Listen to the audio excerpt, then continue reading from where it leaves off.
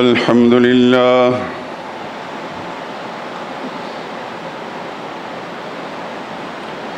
الحمد لله وحده والصلاة والسلام على من لا نبي بعده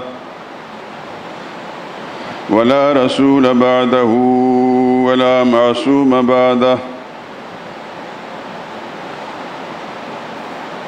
أما بعد فإن خير الحديث كتاب الله وخير الهدي هدي محمد صلى الله عليه وسلم وشر الأمور محدثاتها وكل محدثة بدعة وكل بدعة ضلالة وكل ضلالة في النار.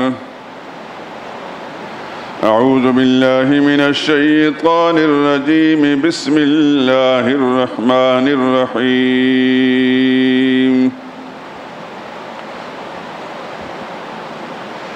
له دعوة الحق والذين يدعون من دونه لا يستجيبون لهم بشيء إلا كباسط كفيه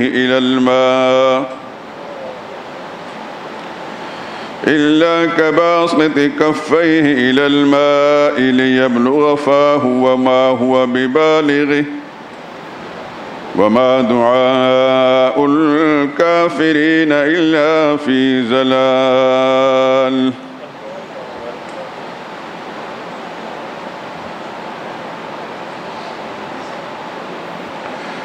سچی پکار تو اس اللہ ہی کی ہے اور جن کو یہ لوگ اس کے سوا پکارتے ہیں وہ ان کی پکار کو کسی طرح بھی قبول نہیں کرتے، ان کی مرادیں پوری نہیں کرتے مگر اس شخص کی طرح جو اپنے دونوں ہاتھ پانی کی طرف دور سے پھیلا دے تاکہ وہ پانی اس کے منہ تک آ پہنچے، حالانکہ وہ اس تک کبھی بھی نہیں آ سکتا. اسی طرح کافروں کی پکار بھی بیکار ہے. سبحان ربک رب العزت عما یصفون وسلام علی المرسلین والحمد للہ رب العالمین.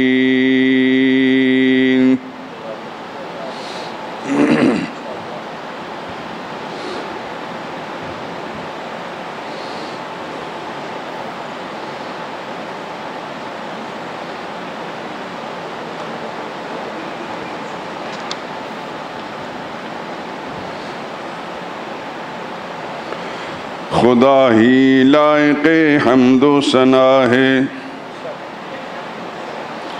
خدا ہی لائق حمد و ثنا ہے، خدا ہی خالق ارض و سما ہے.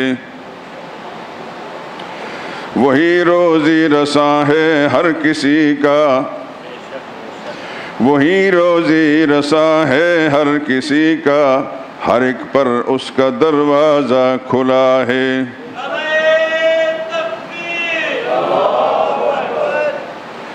نہ اس کی رحمتوں کا ہے کنارہ، نہ اس کی رحمتوں کا ہے کنارہ، نہ اس کی فضل کی کچھ انتہا ہے.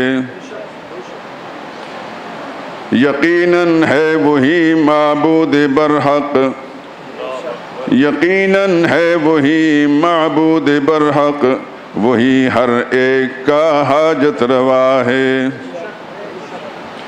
وہی ہے حکمراں دونوں جہاں میں، وہی ہے حکمراں دونوں جہاں میں، وہی ہر حال میں فرما روا ہے.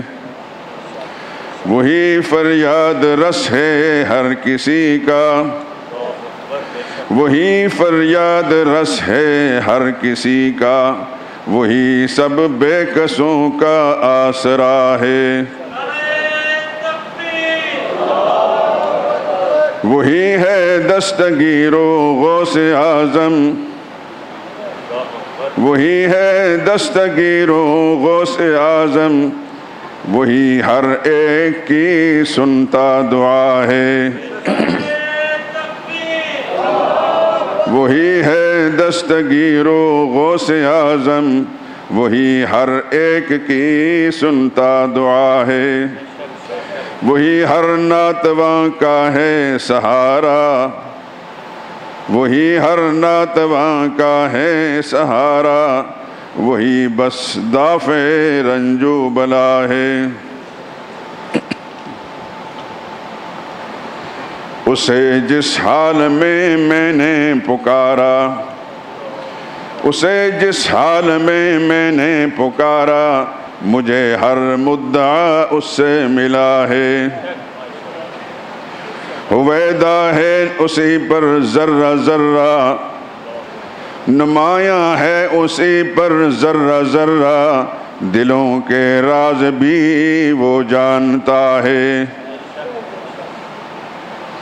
اسی کو حاضر و ناظر سمجھیے، اسی کو حاضر و ناظر سمجھیے، اسی سے مانگیے جو مانگنا ہے۔ خفا ہوتا نہیں وہ مانگنے پر، خفا ہوتا نہیں وہ مانگنے پر، نہایت مہرباں اپنا خدا ہے۔ بہانہ ڈھونڈتی ہے اس کی رحمت، بہانہ ڈھونڈتی ہے اس کی رحمت، وہی ہر مایوس، وہ ہر مایوس کا مشکل کشا ہے۔ اسے پرواہ نہیں سود و ضیاع کی، اسے پرواہ نہیں سود و ضیاع کی، جسے مطلوب بس اس کی رضا ہے۔ خدا کے بعد جو افضل ہے سب سے، وہ محبوب خدا خیر الورا ہے۔ ظہور اس پر خدا کی رحمتیں ہوں، ظہور اس پر خدا کی رحمتیں ہوں، سبق توحید کا جس نے دیا ہے۔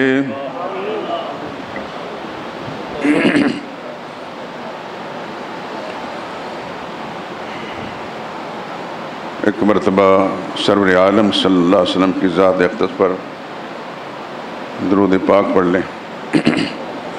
اللہم صلی علی محمد وعلی آل محمد کما صلیت علی ابراہیم وعلی آل ابراہیم انک حمید مجید۔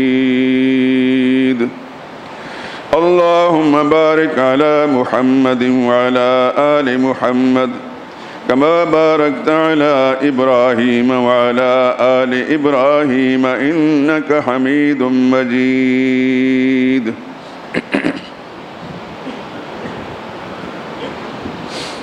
بزرگان محترم، برادران عزیز،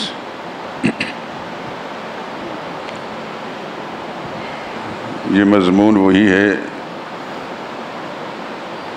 جو پچھلے کئی ہفتوں سے آپ مسلسل خطبات جمعہ میں سنتے چلے آ رہے ہیں، اور یہ بات بھی مجھے بار بار آپ حضرات کی توجہ مبذول کرانی پڑ رہی ہے، اور امید رکھتا ہوں کہ آپ کے دل و دماغ میں یہ اس طرح راسخ اور پیوست ہو جائے گی کہ آپ کے لیے اللہ کا پیغام دوسروں تک پہنچانے میں کسی قسم کی مشکل اور دشواری نہیں ہوگی۔ مضمون کے آغاز میں نے چند باتیں عرض کی تھیں۔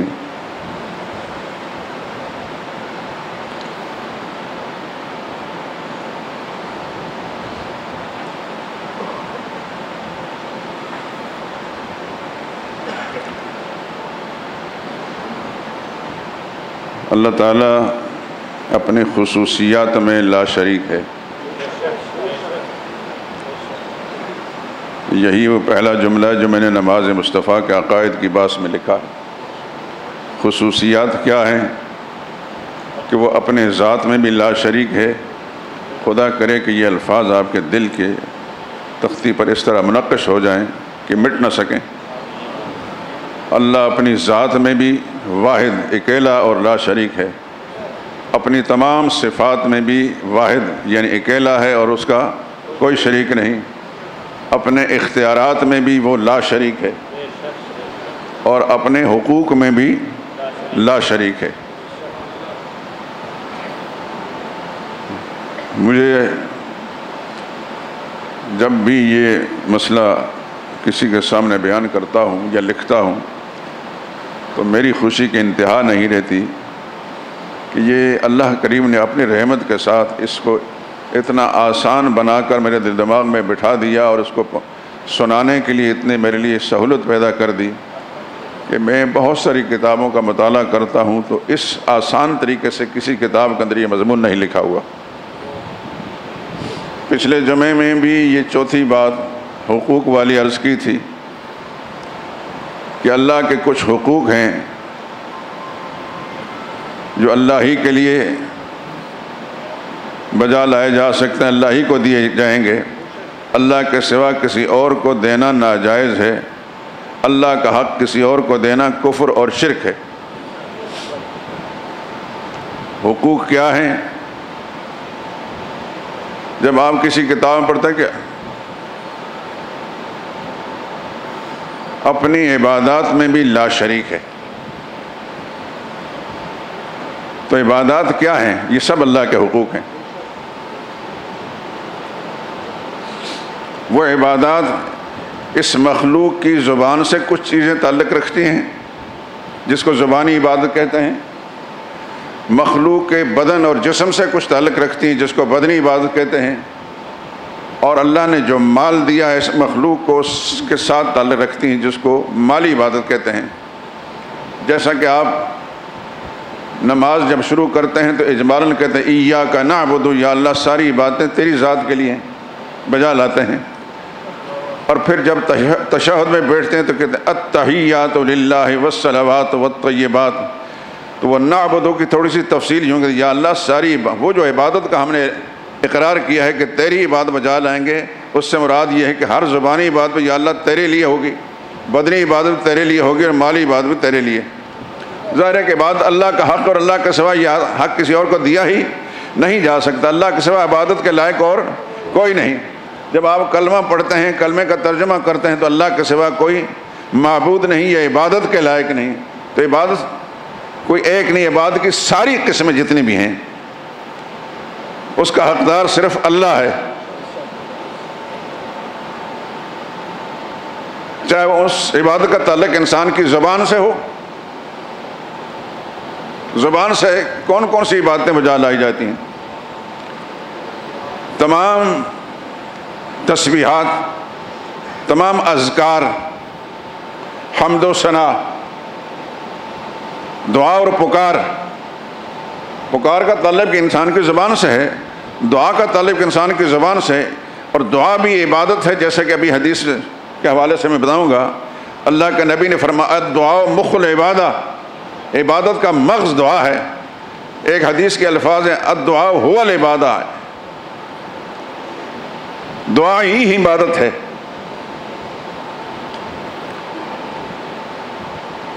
تو زبان سے تعلق رکھنے والی جتنی چیزیں بھی ہیں وہ زبانی عبادت ہے، وہ تسبیح ہو، تحمید ہو، تکبیر ہو، تحلیل ہو، سبحان اللہ، الحمدللہ، لا الہ الا اللہ، اللہ اکبر، یہ سب کیا ہیں؟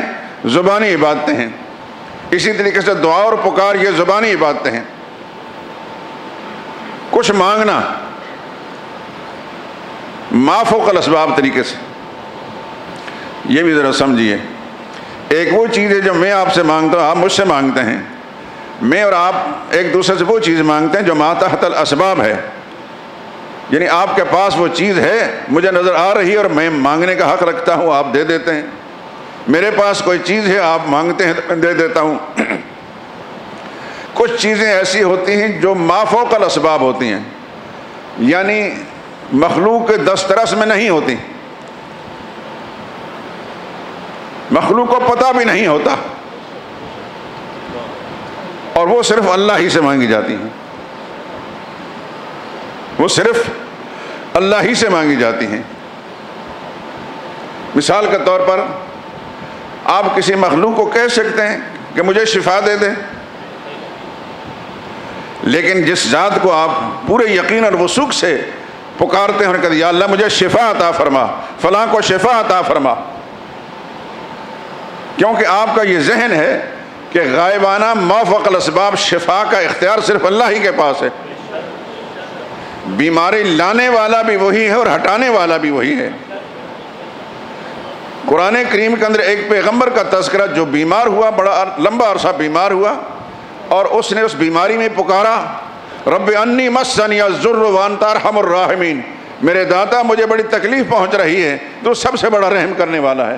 فاستجبنا لہ، اللہ فرماتے ہیں ہم نے ان کی پکار کو، یہ پکار تھی فاستجبنا لہ، ہم نے اس پیغمبر کی اس التجا کو، پکار کو، اس دعا کو فوراً ہم نے قبول کیا. فکشفنا ما بہ من ضر، انہیں جو تکلیف پہنچنے میں ساری وہ تکلیف ہٹا دی. تو پیغمبر نے اپنی بیماری میں شفا حاصل کرنے کے لیے کس کو پکارا؟ اللہ کو. ما فوق الاسباب، پکار صرف اللہ ہی کی ہے. ابھی جو میں نے آیت پڑھی لہو دعوت الحق، سچی اور صحیح پکار صرف اللہ ہی کی ہے. یہ زبان سے پکارنا یہ کیا ہے؟ عبادت. وہ جو آپ کہتے ہیں کہ ایاک نعبد و ایاک نستعین، یا اللہ صرف تیری عبادت کریں گے، اور پھر کہتے ہیں زبانی عبادتیں، بدنی عبادتیں، مالی عبادت تیرے لیے بجا لائیں گے. تو زبان سے جب آپ پکارتے ہیں تو یہ اللہ کی عبادت ہو رہی ہے. عبادت صرف اسی کا نام نہیں کہ آپ رکوع میں جھکیں یا سجدے میں پیشانی زمین پر رکھیں تو یہ بات ہو جائے گی. عبادت کی کئی قسمیں ہیں. بعض عبادتیں انسان کی بدن سے تعلق رکھتی ہیں، جیسے روزہ ہو گیا، جیسے نماز ہو گئی، جیسے طواف ہو گیا، جیسے اعتکاف ہو گیا، جیسے سعی بین صفا والمروہ ہو گئی، جیسے منی عرفات کے اندر وہ جتنے مناسک بھی ہیں سوائے قربانی کے، کیونکہ قربانی یہ مالی عبادت ہے. یہ سب عبادتیں آپ جو بجا لاتے ہیں ان کا اکثر کا تعلق انسان کے بدن سے ہے، بدن استعمال ہو رہا ہے. طواف میں بھی بدن مشقت اٹھا رہا ہے، سعی کے اندر بھی بدن مشقت اٹھا رہا ہے، اور صفا جاتے ہیں، مروہ جاتے ہیں، اور اس کے بعد آپ منا جاتے ہیں. منا جانے کی جو مشقت ہے یہ بھی بدن اٹھا رہا ہے. پھر اس کے بعد وہاں موسم کے سارے شدائد آپ برداشت کرتے ہیں، پھر کنکریاں مارنے کے لیے آتے ہیں، پھر واپس جاتے ہیں، دھکے لگتے ہیں. یہ ساری تکلیفیں بدن برداشت کرتا ہے. آپ کے علم میں ہے کہ گزشتہ کئی سالوں پہلے رمی جمرات، کنکریاں مارنے کے دوران بے شمار اموات ہوتی تھیں، انسان پاؤں کے نیچے کچلے جاتے تھے. پہلی مرتبہ جب مجھے اللہ کریم نے اپنی رحمت سے حرمین شریفین کی سعادت نصیب فرمائی 1980 میں، تو اس وقت اس قدر انتظامات نہیں تھے حکومت کی سطح پر جو اب ہیں. تو منا میں ابھی رمی جمرات تک نہیں پہنچے بالکل منا کے وسط کے اندر ایک پل ہے، غالباً ملک خالد مرحوم کے نام پر ہے. وہاں اس قدر ہجوم تھا، میرا اب تجربہ نہیں تھا، میں نے پہلی مرتبہ گیا کہ میرے پاؤں زمین سے اٹھ گئے. جس طرح ایک دھکا لگتا ہے تو یہاں سے پینوراما تک اتنی جگہ پر میرے پاؤں زمین پر نہیں لگے. اللہ نے اپنی رحمت کے ساتھ مجھے گرنے سے بچا لیا. لیکن اس موقع پر اس سال بھی کئی لوگ پاؤں کے نیچے کچلے گئے، اور جمرات کے مقام پر تو بے شمار حادثات ہو چکے ہیں.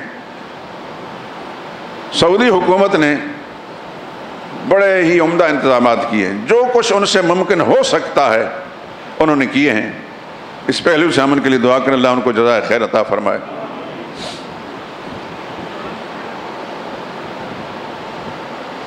تو یہ ساری مشقتیں جو برداشت ہو رہی ہیں، کون چیز استعمال ہو رہی ہے اس میں؟ بدن. تو حج کے سارے مناسک کے اندر چاہے طواف ہو، چاہے سعی ہو، چاہے عرفات، مزدلفہ، منا اور واپسی، یہ ساری کی ساری چیزیں مشقتیں جو ہیں، خاص طور پر 10 تاریخ کو آپ صبح کے وقت مزدلفہ سے منا پہنچتے ہیں اور پھر رمی کرتے ہیں. رمی کرنے کے بعد پھر آپ قربان گاہ میں جاتے ہیں، قربانی کرتے ہیں، پھر واپس آ کر احرام کھولتے ہیں، اسی ایک دن کے اندر یہ ساری مشقتیں اور پھر احرام کھولنے کے بعد پھر آپ کو مکہ معظمہ جانا پڑتا ہے، وہاں جا کر طواف زیارت کرتے ہیں، طواف زیارت کرنے کے بعد واپس آتے ہیں۔ اس ایک دن میں انسان اتنا تھک جاتا ہے، اللہ کی رحمتیں شامل حال نہ ہو تو انسان کچھ بھی نہیں کر سکتا۔ لیکن اس میں کوئی کیا چیز استعمال ہو رہی ہے؟ انسان کا بدن استعمال ہو رہا ہے، یہ بدنی عبادت ہے۔ وہ جو قربانی کرتے ہیں منا میں وہ مالی عبادت ہے۔ یہاں جو آپ نے قربانی کرنی ہوتے ہیں انشاءاللہ ان قریب کریں گے، یہ مالی عبادت ہے۔ زکوٰۃ جو آپ دیتے ہیں یہ مالی عبادت ہے۔ صدقہ و خیرات، نظر و نیاز، منت چڑھاوا، یہ مالی عبادت ہے، صرف اللہ ہی کے لیے۔ یہ بات اس لیے میں آپ بار بار مختلف زاویوں سے آپ کو سمجھا رہا ہوں کہ ہمارے معاشرے کے اندر جہالت کے مارے ہوئے، غلط گائیڈ کرنے والے بدبختوں کے غلط تربیت یا تعلیم کے ذریعے سے بہت سے لوگ اپنا دین و ایمان ان چڑھاووں کی شکل میں، غیر اللہ کے نیازوں کی شکل کے اندر برباد کر بیٹھتے ہیں۔ یاد رکھیے، مال اللہ نے دیا ہے اور اللہ ہی کے نام پر خرچ ہو سکتا ہے۔ بدن اللہ نے دیا ہے، اللہ ہی کے نام پر اس کو استعمال کیا جا سکتا ہے۔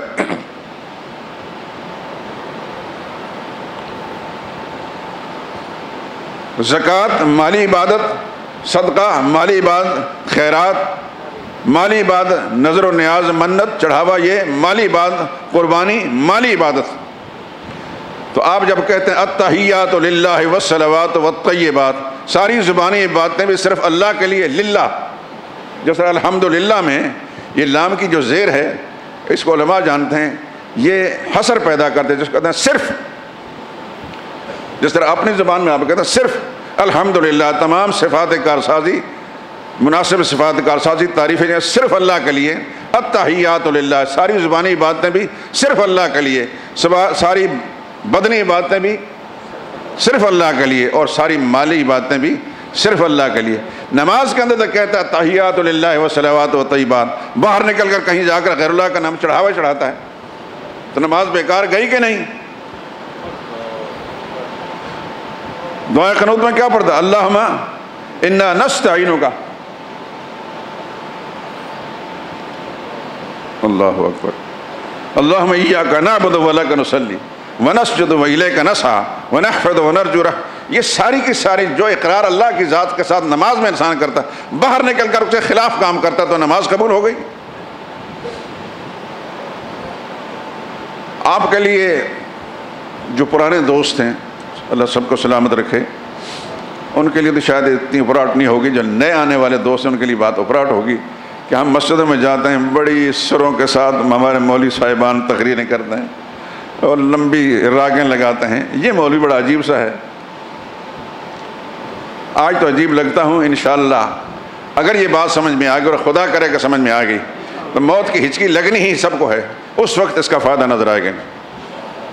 قبر میں فائدہ نظر آئے گا، محشر کے میدان میں جو اللہ کے ہاں آؤ بھگت ہوگی، جو اکرام ہوگا، اس وقت فائدہ نظر آئے گا۔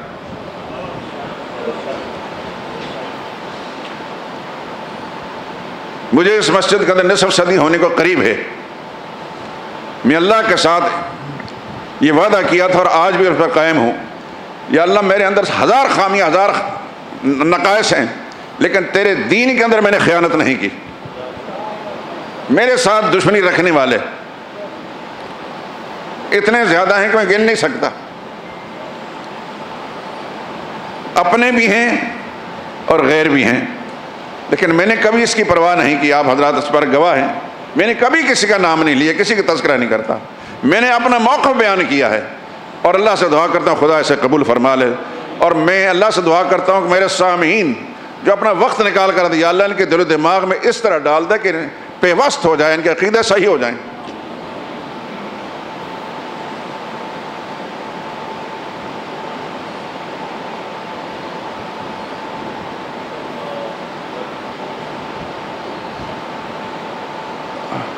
پھر اپنی بات کی طرف آئیے۔ اللہ واحد لا شریک ہے، اپنے ذات میں بھی، اپنے صفات میں بھی، اپنے اختیارات میں بھی، اور اپنے حقوق میں۔ تو عبادت کی ساری قسمیں جو ہیں یہ اللہ کا حق ہے۔ اللہ کا حق کسی اور کو نہیں دیا جا سکتا. جس طرح آپ اپنا ذاتی حق کسی اور کو، محبوب سے محبوب، پیارے سے پیارے، دوست سے دوست کو نہیں دے سکتے، جو مخصوص حق ہے آپ کا عبادت، یہ صرف اللہ کا حق ہے. اللہ کسی اور کو، حتیٰ کہ اپنے محبوب پیغمبر کو بھی دینے کے لیے تیار نہیں. اسے نبی سے جب پوچھا گیا کیا تسجد لک البہائم، ایک موقع پر صحابہ کے ساتھ رسول اللہ صلی اللہ علیہ وسلم تشریف فرما تھے، ایک اونٹ آیا اور اونٹ نے رسول اللہ صلی اللہ علیہ وسلم کو سجدہ کیا. صحابہ کے دل میں اشتیاق پیدا ہوا، عرض کرنے لگے یا رسول اللہ تسجد لک البہائم، یہ حیوانات آپ کو سجدہ کرتے ہیں، وَنَحْنُ أَحَقُّ أَن نَسْجُدَ لَكَ، ہمیں اجازت ہو تو ہم زیادہ حق رکھتے ہیں کہ آپ کو سجدہ کریں. اللہ کے پاک پیغمبر نے فرمایا صلی اللہ علیہ وسلم، یہ حیوانات جو ہیں یہ مکلف نہیں ہیں، اس واسطے اس کا یہ سجدہ کرنا میری عبادت نہیں تھی، اس تعظیم اور تکریم تھی. لیکن تم مکلف لوگ ہو، تم سجدہ صرف اللہ کی ذات کے لیے کرو گے. ایک موقع پر ایک صحابی نے اس طرح بات کی، حضور نے فرمایا بتاؤ تو صحیح، اگر میری قبر کے پاس جاؤ گے تو قبر کو سجدہ کرو گے؟ عرض کیا کہ یا رسول اللہ نہیں کروں گا. تو پھر یہ سجدہ اللہ ہی کا حق ہے، اللہ کے سوا کسی اور کو نہیں دیا جا سکتا. میرا حق یہ ہے، میری اتباع ہے، میری اطاعت ہے، میرا اکرام ہے. تو تمام بزرگان دین، تمام صوفیاء اکرام، ان کا اکرام ہوگا، احترام ہوگا، ان کے ساتھ محبت ہوگی، لیکن اللہ کا حق ان کو نہیں دیا جائے گا. میں نے پچھلے جب میں ایک حدیث سنائی تھی، سرور عالم صلی اللہ علیہ وسلم نے ارشاد فرمایا لو کنت آمر احدا ان یسجد لاحد، میں اگر کسی کو اجازت دیتا کہ اللہ کے سوا کسی اور کو سجدہ کرے، لامرت النساء ان یسجدن لازواجہن، تو میں بیویوں کو حکم دیتا کہ اپنے شوہروں کو سجدہ کریں. کسی بھی عورت پر سب سے بڑا حق اس کے شوہر کا ہے، بشرطے کہ شریعت کے دائرے کے اندر ہو، شریعت کے دائرے سے باہر نہیں. مثلا شوہر یہ کہتا ہے کہ میرے ساتھی آئیں گے، دوست آئیں گے، ان کے سامنے بن سنور کر تم نے رہنا ہے، بالکل نہیں ماننا، کہ وہ گناہ کی ترغیب دے رہا ہے. اور اللہ کے نبی نے فرمایا لا طاعۃ لمخلوق فی معصیۃ الخالق انما الطاعۃ فی المعروف، کسی مخلوق کی اطاعت نہیں ہو سکتی خدا کو ناراض کر کے، چاہے وہ ماں ہو، باپ ہو، استاد ہو، پیر ہو، حکمران ہو، کوئی حتیٰ کہ شوہر ہو، کوئی شخص بھی اس کی اطاعت نہیں ہو سکتی خدا کو ناراض کر کے. انما الطاعۃ فی المعروف، نیکی کے دائرے کے اندر، شریعت کے دائرے کے اندر اس کی اطاعت ہو سکتی ہے، شریعت کے دائرے سے نکل کر اطاعت نہیں ہو سکتی.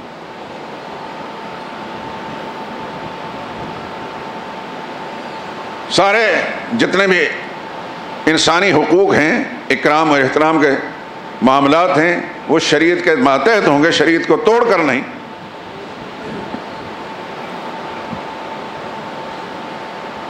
شوہر کہتا ہے یہ تم نے کیا پردہ کر رکھا، چھوڑو پردے کو، یہ پرانے فرسودہ خیالات ہیں، بن سنور کر رہا کرو، میرے دوستوں کے ساتھ میں جب جاتا ہوں پارٹیوں میرے ساتھ رہا کرو. بالکل نہیں ماننی، یہ جرم کی بات کر رہا ہے، گناہ کی بات کر رہا ہے. اللہ کے پیغمبر صلی اللہ علیہ وسلم نے ارشاد فرمایا ایسی باتیں نہیں ماننی.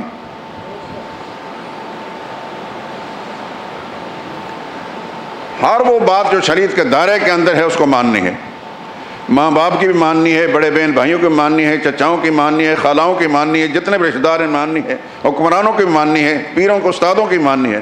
لیکن جس حکم میں، جس بات میں خدا کا حکم ٹوٹتا ہے، نہ حکمران کی بات ماننی پڑے گی، نہ استاد کی، نہ پیر کی، نہ کسی بھی شخص کی.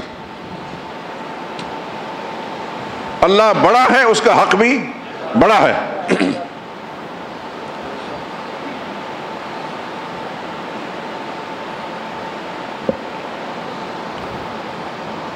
تو دعا یہ زبانی عبادت ہے، دعا زبانی عبادت ہے. اس لیے فرمایا لہو دعوت الحق، سچی پکار، صحیح پکارنا تو صرف اللہ ہی کے لیے. قرآن کریم کے اندر سورہ اعراف ہے ایک مقام میں اللہ فرماتے ہیں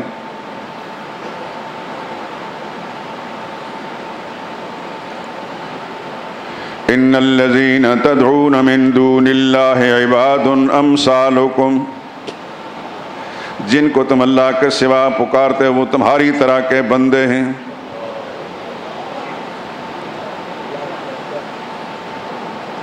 والذین تدعون من دونه لا يستطيعون نصركم ولا انفسهم ينصرون، اور جن جن کو تم اللہ کے سوا پکارتے ہو نہ وہ تمہاری مدد کر سکتے ہیں بلکہ اپنی بھی مدد نہیں کر سکتے۔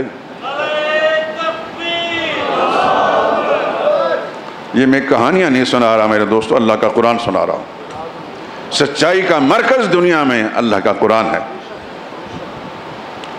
اللہ نے آسمان سے قرآن نازل کیا، زمین پر خدا نے اپنے پیغمبر پیدا کیے، اس پیغمبر پر قرآن اتارا، اس پیغمبر نے قرآن کو پوری دنیا کے اندر پھیلایا۔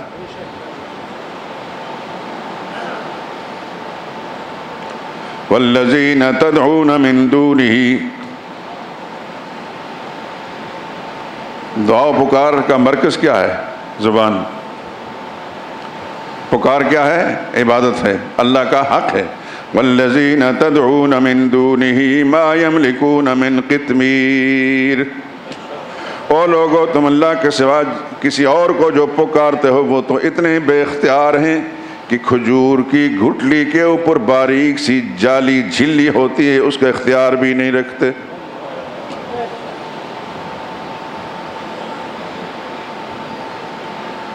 ان تدعوہم لا يسمعوا دعاءکم، اگر تم ان کو پکارو تمہاری پکاروں کو نہیں سن سکیں گے۔ ایک اور مقام بڑا عجیب انداز قرآن نے اختیار کیا، وَمَنْ أَضَلُّ، حیران ہو جاتا ہے۔ 26واں پارہ سورہ احقاف، اس کی آیت نمبر 5 اور 6، وَمَنْ أَضَلُّ، اس عربی جملے کا لفظ جو ہے اس کا معنی سمجھ لیجیے۔ زال کہتے ہیں گمراہ کو، زلالت کہتے ہیں زواد کے ساتھ گمراہی، اور ازل اس میں تفضیل کا صیغہ ہے، بہت بڑا گمراہ۔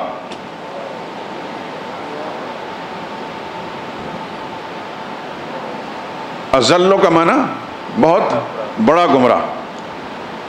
اس میں تفضیل کے وزن پر جتنے حروف بھی آئیں گے، جملے آئیں گے، اس میں یہ بڑائی کا معنی ہوگا۔ جیسے کبیر کا معنی بڑا اور اکبر کا معنی سب سے بڑا۔ ازل، زال کا معنی گمراہ، ازل کا معنی سب سے بڑا گمراہ۔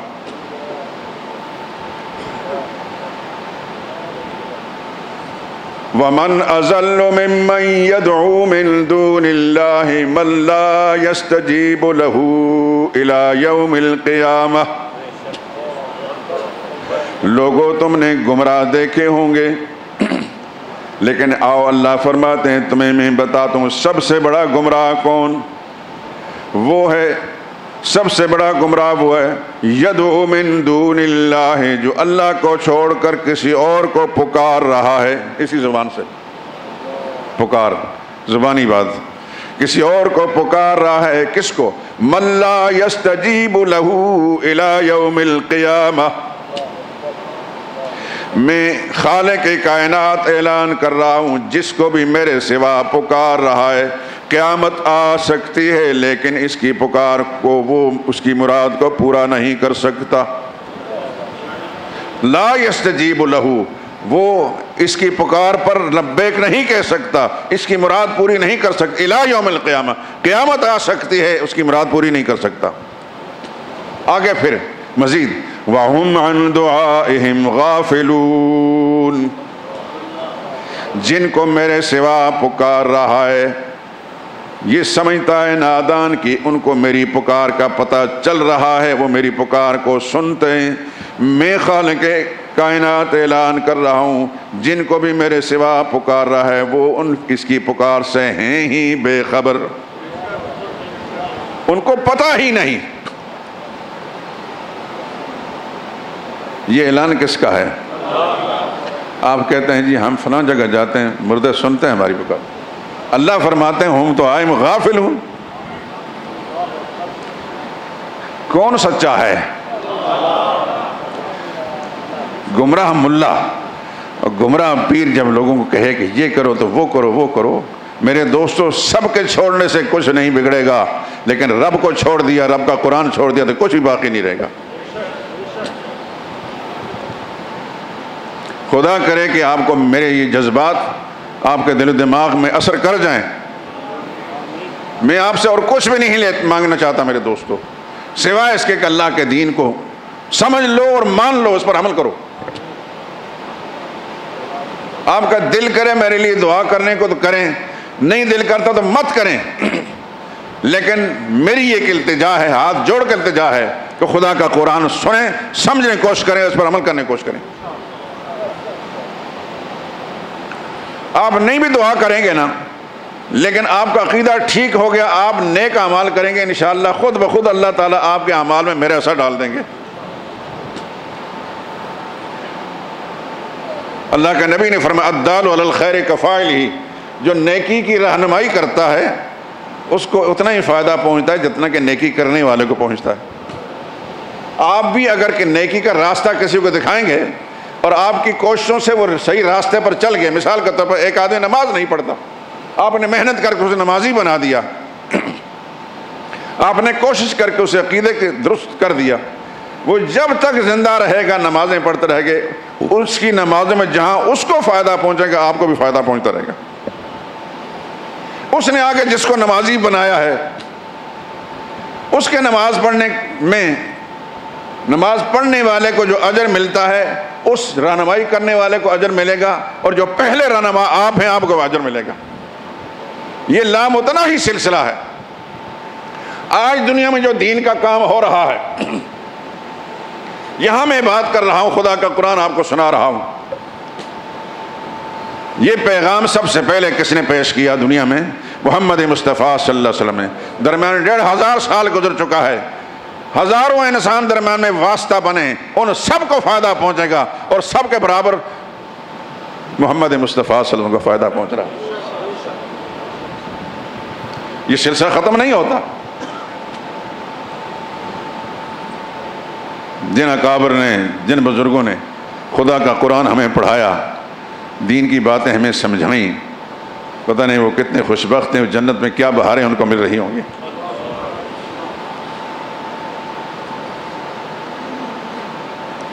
تنہائیوں میں بھی ہم بیٹھتے ہیں، تنہائیوں میں بیٹھتے ہیں تو بے اختیار ان کے لیے دعائیں نکلتی ہیں۔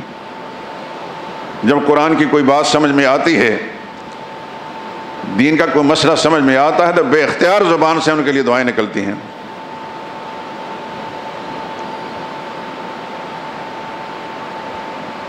تو یہ سورہ احقاف کی آیت نمبر 5 آپ کو سمجھ میں آ گئی۔ وَمَنْ أَضَلُّ مِمَّنْ يَدْعُو مِن دُونِ اللَّهِ مَن لَّا يَسْتَجِيبُ لَهُ إِلَىٰ يَوْمِ الْقِيَامَةِ، اس سے بڑا گمراہ کون ہے جو اللہ کے سوا ایسوں کو پکارتا ہے جو قیامت تک اس کی پکار پر لبیک نہیں کہہ سکتے۔ کیوں نہیں کہہ سکتے؟ وَهُمْ عَنْ دُعَائِهِمْ غَافِلُونَ، اس لیے کہ ان کی پکاروں سے ہیں ہی بے خبر۔ وَإِذَا حُشِرَ النَّاسُ، یہ 6 نمبر کی آیت ہے، وَإِذَا حُشِرَ النَّاسُ كَانُوا لَهُمْ أَعْدَاءَ، کل مشر کے میدان میں جب ساری مخلوق اکٹھی کی جائے گی، اس دنیا میں یہ بھٹکا ہوا انسان جو غیر اللہ کو پکارتا رہا، مثلا کسی نبی کو پکارا، جیسے عیسائی ہیں، جیسے یہودی حضرت عزیر علیہ السلام کو پکارتے ہیں، جیسے بھٹکے ہوئے مسلمان بعض بزرگان دین کو پکارتے ہیں، اللہ فرماتا ہے کانوا لہم اعداء، محشر کے میدان وہ نبی بھی یہ ولی بھی ان غیر اللہ کو پکارنے والوں کے دشمن بن جائیں گے۔ یہ تو سمجھتے رہے کہ ہمیں فائدہ پہنچے، فائدہ کے بجائے اس کے دشمن ہوں۔ وَكَانُوا بِعِبَادَتِهِمْ كَافِرِينَ، وہ صاف انکار کریں گے، یا اللہ نہ ہم نے ان کو پکارنے کی تعلیم دی، نہ اپنی قبروں کو سجدہ کرنے کی تعلیم دی، نہ اپنے چڑھاوے چڑھانے کی تعلیم دی، ہم انکار کرتے ہیں، یہ بھٹکے ہوئے کسی شیطان کے کہنے پر انہوں نے یہ حرکتیں کی ہیں، ہمیں کچھ پتہ نہ ان کی پکاروں کا پتہ ہے نہ ان کی باتوں کا۔ پھر کیا ہوگا؟ پھر کون کام آئے گا؟ وہ نبی ولی تو صاف انکار کریں گے۔ سورہ یونس کی ایک آیت، وَيَوْمَ نَحْشُرُهُمْ جَمِيعًا، دھیان سے سننا، وَيَوْمَ نَحْشُرُهُمْ جَمِيعًا، وہ دن آنے والا ان سب کو اکٹھا کریں گے، غیر اللہ کو پوجنے پکارنے والوں کو بھی اور جن بزرگان دین کو پکارے گا، یہ سارے اکٹھے ہوں گے ایک میدان میں۔ فَزَيَّلْنَا بَيْنَهُمْ، ہم 2 لائنیں لگا دیں گے، نیک لوگ ایک لائن میں ہو جائیں اور ان کو پکارنے والے دوسری لائن میں. ہاں جی تم کیا کرتے رہے؟ وہ کہیں یا اللہ ہم ان کو پکارتے رہے، ہمیں یہ بتایا گیا تھا یہ ہمارے حاجت روا ہے مشکل کشا ہے. اللہ فرمائیں گے تم نے کہا تھا؟ وہ کہیں گے یا اللہ آپ کو تو پتہ ہم نے یہ بات نہیں کی. وقال شرکاؤہم ما کنتم ایانا تعبدون. وہ سارے نبی سارے ولی ان کو مخاطب کر کہیں گے تم تو ہماری بندگی نہیں کرتے تھے.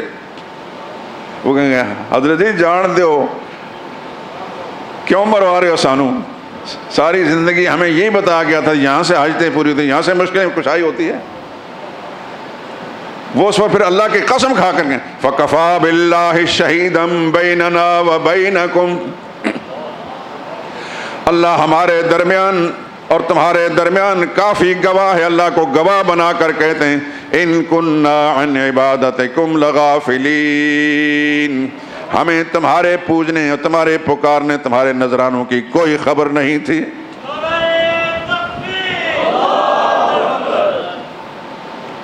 یہ قرآن ہے میرے دوستو. قرآن ایک سچائی کا نام ہے.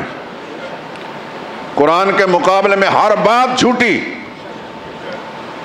قرآن کے خلاف ہر بات جھوٹی، کہیں سے بھی آئے کوئی کہے.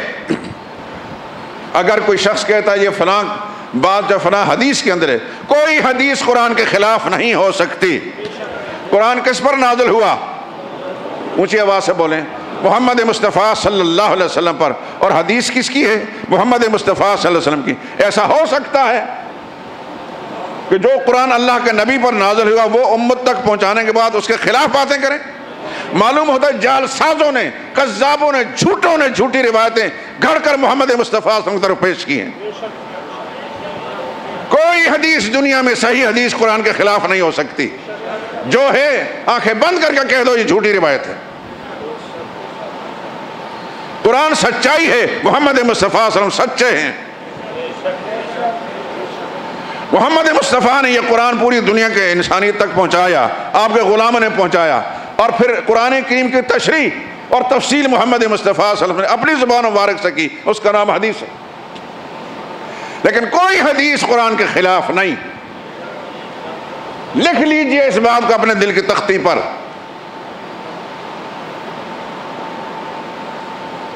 قرآن سچائی کا مرکز ہے. قرآن کا ایک حرف بھی ضعیف نہیں، ایک آیت ضعیف نہیں. روایتیں بے شمار ضعیف ہیں. جعل سازوں نے گھڑی، اپنا منفی مقصد نکالنے کے لیے گھڑی دنیا میں روایتیں.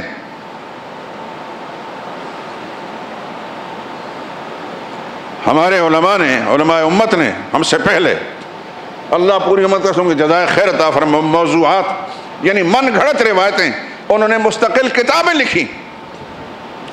یہ روایت بھی جھوٹی ہے، یہ بھی جھوٹی ہے، یہ بھی جھوٹی ہے، یہ بھی جھوٹی ہے، یہ بھی جھوٹی ہے. الحمدللہ العظیم ان موضوعات پر مشتمل کتابوں کا ایک بڑا ذخیرہ اس خاکسار کے پاس موجود ہے. الحمدللہ میں جس وثوق سے بات کر رہا ہوں تو اسی اعتماد پر کر رہا ہوں کہ ہر وہ روایت حدیث کے نام سے یا جس نام سے بھی ہو رسول اللہ صلی اللہ علیہ وسلم منسوب کر کے کہی گئی ہو اور وہ قرآن کے خلاف ہے، سمجھو کہ وہ جھوٹی روایت ہے، وہ صحیح روایت نہیں. ہمارے معاشرے کے اندر بے شمار روایتیں پھیلی ہوئی ہیں ایسی، لیکن ان کا قرآن سے کوئی تعلق بھی نہیں، رسول اللہ صلی اللہ علیہ وسلم کی صحیح سنت سے کوئی تعلق بھی نہیں. امت کے بڑے بڑے اساتین علم و فضل جو علم کے پہاڑ گزرے ہیں انہوں نے صاف انکار کر دیا کہ یہ رسول اللہ صلی اللہ علیہ وسلم کے پر بہتان باندھا گیا، اللہ کے نبی کا فرمان نہیں. دعا کریں کہ ہمارے معاشرے کے اندر میری طرح کے بے شمار مساجد کے امام جو ہیں اللہ ان کو بھی عقل دے دے اور ان کو فہم دے، شعور دے دے، کتاب کے ساتھ اپنا تعلق قائم رکھیں اور اہل علم سے رابطہ رکھیں تو انشاءاللہ العزیز پھر مخلوق تک صحیح بات پہنچے گی. یہ خدا کی مہربانی اگر نہ ہوتی مجھ پر اور خدا کے قرآن کا نور نہ ملا ہوتا مجھے اور اس کی روشنی کے یہ ساری باتیں نہ ہوتی تو میں بھی آپ کے سامنے کچھ نہیں کہہ سکتا. دنیا بھر کا رتبہ آپ صاحب سنتے. پورے وثوق کے ساتھ خدا کی مہربانی سے بات کر رہا ہوں کہ میں جو کچھ کہہ رہا ہوں اللہ کی کتاب کی روشنی میں کہہ رہا ہوں, سرور عالم صلی اللہ علیہ وسلم کی صحیح سنت کی روشنی میں عرض کر رہا ہوں.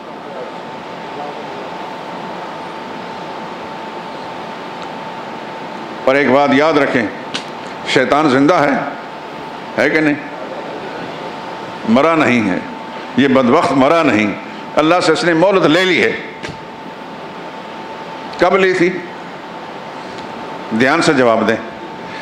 جب اللہ نے اس کو فرمایا اخرج انک من الصاغرین, تو بڑا ذلیل ہے, جنت سے نکل جا, ان علیک لعنتی الی یوم الدین, قیامت تک تجھ پر میری لعنت برستی رہے گی.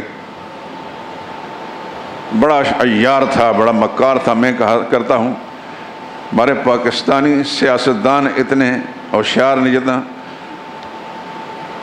بڑا بزرگ سیاستدان تھا. اب تو خیر وہ بھی نہیں رہے, اب تو کچرا ہے. سیاست کے نام پر میں بڑے وثوق سے بات کر رہا ہوں. میں ایک ادنا سا طالب علم ہوں, میرے سامنے ان میں سے کوئی بھی کھڑا کر دیا جائے انشاءاللہ دودھ کا دودھ اور پانی کا پانی ہو جائے گا. یہ مسلمان اپنے میں کہلاتے ہیں. میں پوچھوں کہ مسلمانی ہوتی کیا ہے, کہاں سے شروع ہوتی ہے؟ ہمارے اعمال کی شامت ہے کہ ہم پر اس قسم کا نہ حسن مسلط ہیں,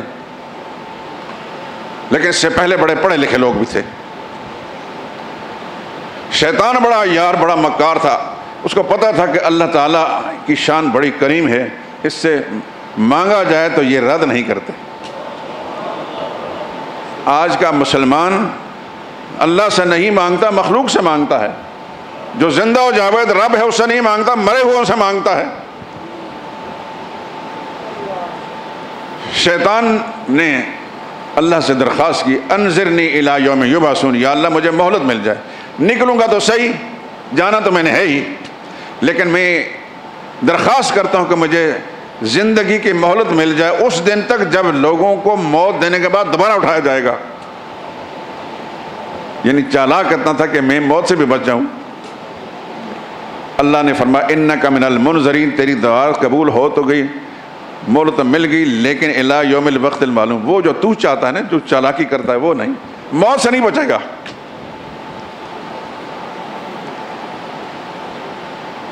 تو شیطان زندہ ہے, مہلت لی ہوئی اس ذلیل نے. وہ ہر انسان کے ذہن میں وسوسہ ڈالتا ہے. پتہ نہیں میں جو بول رہا ہوں آپ حضرات کے کتنوں کے ذہن میں وسوسہ ڈال رہا ہوگا. میرا بھی دشمن, آپ کا بھی دشمن. ہو سکتا ہے کہ کسی مسلمان بھائی آپ کے ذہن میں کہ یہ مولوی تو ولیوں کو نہیں مانتا, اولیاء اللہ کا گستاخ ہے, یہ ہو. یہ شیطان سب کچھ سبق میں پڑھاتا ہے. میں اس پر واضح کر دوں سارے دوستوں, نئے یا پرانے, میں سارے اولیاء اللہ کو مانتا ہوں الحمدللہ العظیم. جتنے اللہ کے نیک ولی ہیں ان کی جوتیوں تلووں کے ساتھ لگی مٹی جو ہے وہ میرے لیے تاج فضیلت ہے. سب بزرگوں کو مانتا ہوں, سب اولیاء کو مانتا ہوں, اگلے ہوں یا پچھلے. جھوٹوں کو نہیں مانتا. جس طرح سب سچے نبیوں کو مانتا ہوں, قادیانی دجال کو نہیں مانتا, مسلمہ کذاب کو نہیں مانتا, جعلی نبی کو نہیں مانتا, جعلی ولی کو بھی نہیں مانتا. کوئی راضی ہو یا ناراض, تمام اولیاء اللہ کو مانتا ہوں, لیکن اولیاء اللہ سے مانگتا نہیں, مانتا ہوں. مانگتا ہوں اللہ سے.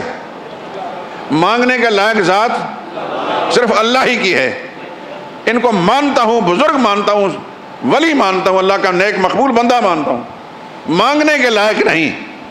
مانگنے کے لائق وہی ذات ہے جس سے کائنات کا ذرہ ذرہ مانگتا ہے.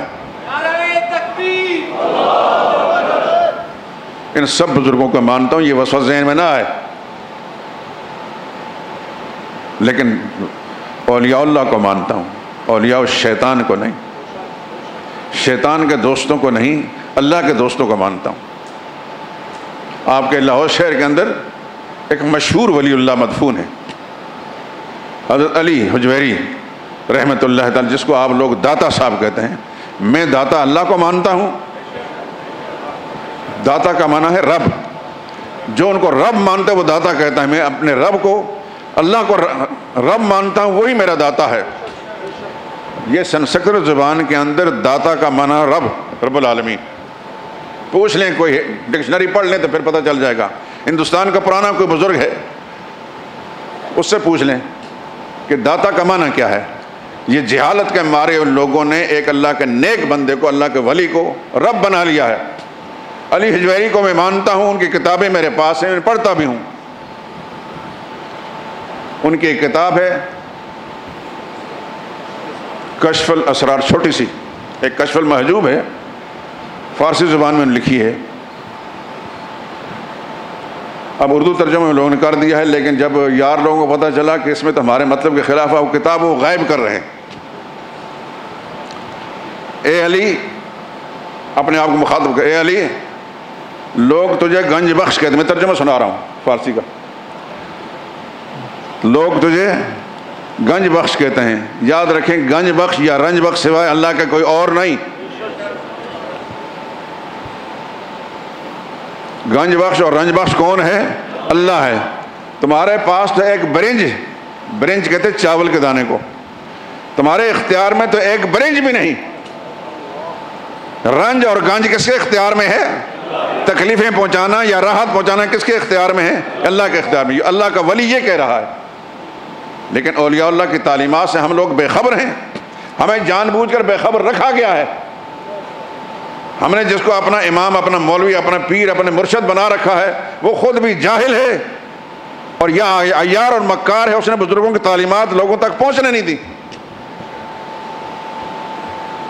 میں سارے بزرگوں کو مانتا ہوں، جو زندہ ہیں ان کو بھی، جو فوت شدہ ان کو مانتا ہوں، لیکن ان کو حاجت روا اور مشکل کشا نہیں سمجھتا۔ وہ صرف اللہ ہی کی شان ہے۔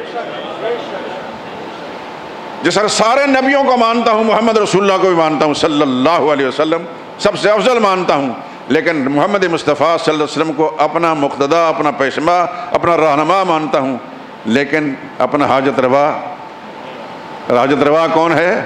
مشکل کشا کون ہے؟